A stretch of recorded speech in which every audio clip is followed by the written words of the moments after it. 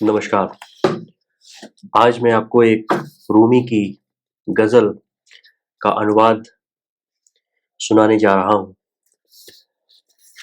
साबित कदमी। इस गज़ल में इस्लामी कानून की अदालत जैसी गूंज सुनाई देती है।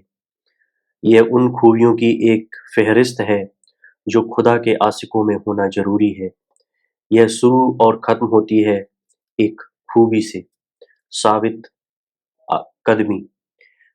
यही जहाँ ये खुदा के आशिक कह रहे हैं, वह व्यक्ति, यदि हम अपनी भारतीय परंपरा में देखें तो वह व्यक्ति भक्त है। भक्त के अंदर क्या खूबी होनी चाहिए भगवान के प्रति? यहाँ पर वो आशिक और माशूक, आशिक और ईश्वर के प्रति। तो गजल का हिंदी अनुवाद है। उसने पूछा, दरवाजे पर कौन है? मैंने कहा, तेरा नाचीज गुलाम। उसने पूछा, क्या चाहता है? मैंने कहा, ए चांद, तुझे सलाम पेश करना चाहता हूँ। उसने पूछा, तेरी साबित कदमी कब तक? मैंने कहा, तू अंदर न बुलाए तब तक। उसने पूछा, तेरा यह जोश कब तक? मैंने कहा, कयामत तक। मैंने इश्क का दावा किया, कस्में खाईं कि इश्क की वजह से मेरी काबिलियत और हिम्मत बेकार हो गई। मैंने इश्क का दावा किया, कस्में खाईं कि इश्क की वजह से मेरी काबिलियत और हिम्मत बेकार हो गई। उसने कहा, दावे के साथ काजी को गवाह भी चाहिए। मैंने कहा, मेरे आंसू गवाह है, मेरा जर्द चेहरा खुद सबूत है। उसने कहा, तेरा गवाह नाजायज है, नाजायज, और तेरे आंसू नापाक हैं। मैंने कहा, तेरे इंसाफ की शान का वास्ता, ये जायज और पाक है। उसने पूछा, तेरा हमराह कौन था? मैंने कहा, तेरा ख्याल ए मेरे शाह। उसने पूछा, तुझे यहाँ किसने बुलाया? मैंने कहा, तेरी रूह की खुशबू ने।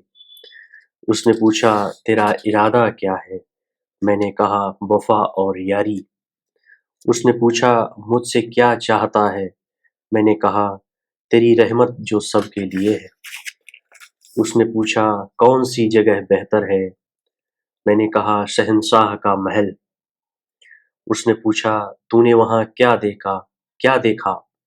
मैंने कहा, बेइंतहा रहमो करम, बेइंतहा रहमो करम। उसने पूछा, यह महल खाली क्यों है? मैंने कहा, लुटेरों के खौफ से।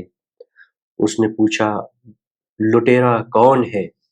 मैंने कहा, दलीलबाज मन।